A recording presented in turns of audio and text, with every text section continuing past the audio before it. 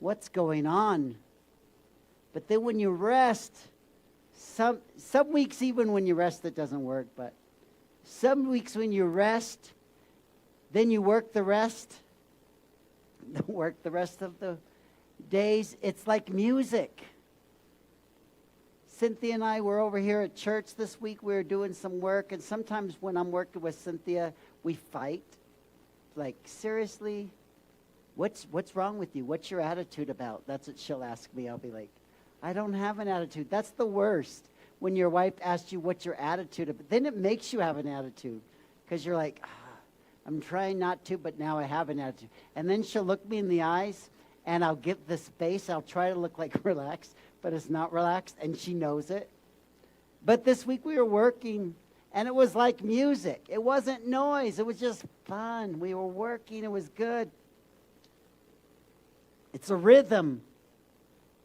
We mentioned last week that we often cheapen our Sabbath by just calling it our Sunday morning.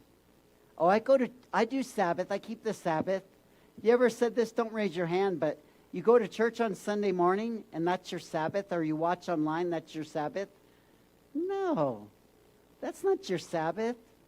It could actually be, it should be rest in a way. It should be the kind of work that's rest, especially if you're serving somewhere. I'll see people serve, though, in their ministry, and it's not like rhythm.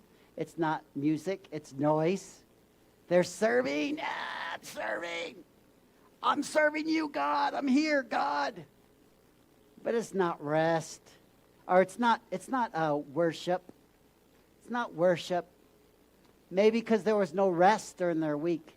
Maybe they think their service on a Sunday for 45 minutes once a month, 55 minutes maybe, especially I'm talking about kids ministry.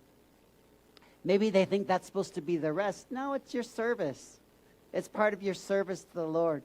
But maybe it's because you haven't rested, so you have trouble. And then I'll hear this. I'm going to take a break from serving because I need to give myself a break because I need some time. I think God would say to that. There are times, and some people, please take a break. Like you need a break. Sometimes that's a joke. That's really a joke. If you're listening online or you're here to take a rest from serving Jesus, serving kids or cleaning or doing something for Jesus, for worshiping God. I'm taking a break from worshiping you, Jesus. Like, take your break, but don't take it out of that 30 minutes that you're serving. Take a day and do it sometime. Okay, wasn't expecting to say that, but it's good for your soul to go to church. Yes, it's not your Sabbath per se, but it is good, and I think you should go to church, don't you? That's why you're here. It helps, it encourages you. It helps your accountability. It helps your growth. It helps your soul. You need it. I need church. I wouldn't probably be a Christian or a very good one if I didn't go on Sunday morning. Even when I'm preaching, actually when you're preaching, it's better because you're learning even more than everybody else because God's speaking to you during it.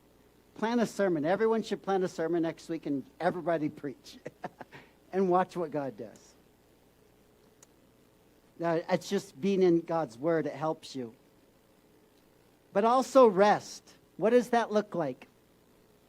Jesus rested. What did it look like for Jesus? You know, he helped people all the time, and he healed people. He was feeding people. He was dealing with his disciples. And it says that often Jesus withdrew from the noise.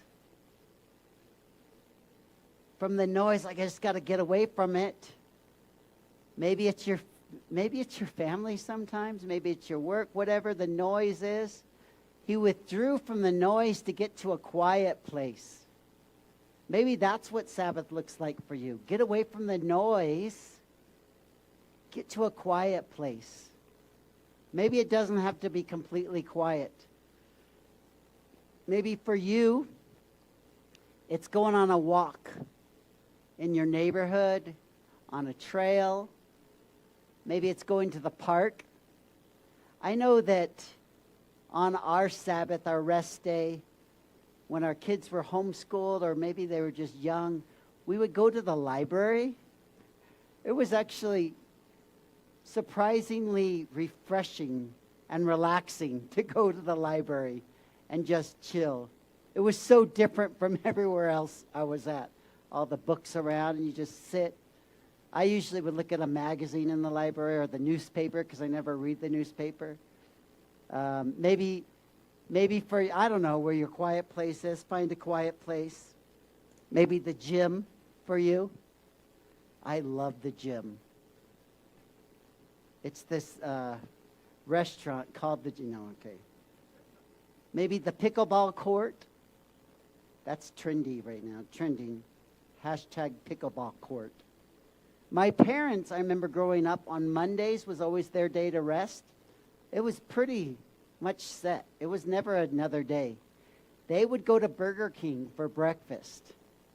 And that was like, and they were there a long time. And I remember a few times going with them to Burger King, and they would have like 3 newspapers that they had, and they have them all over the table, and they were just loving it. And I was like, how is this resting? How is this relaxing?